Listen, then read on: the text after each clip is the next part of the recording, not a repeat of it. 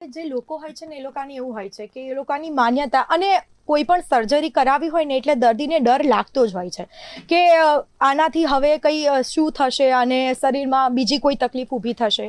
એટલે આ ડર દૂર કરવા માટે અને ખાસ કરીને બીજી વાત એ કે આ સર્જરી જોખમી રૂપ હોય છે કે નહીં.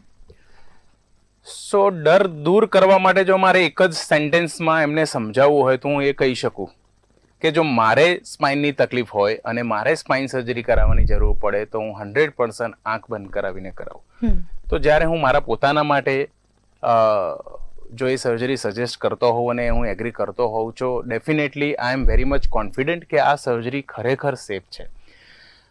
નોર્મલી સ્પાઇન સર્જરી પછી લોકોને જો ડર હોય ને તો એક જ વાતનો ડર હોય છે કે ભાઈ મને પેરાલિસિસ થઈ જશે તો મને લકવો થઈ જશે તો હું ક્યારે ઊભો નહીં થઈ શકું. તો આ એક જ ડર છે કે જે લોકોને હોય છે. નાના મોટા ઓપરેશન પછીના દુખાવાનો લોકોને ડર નથી.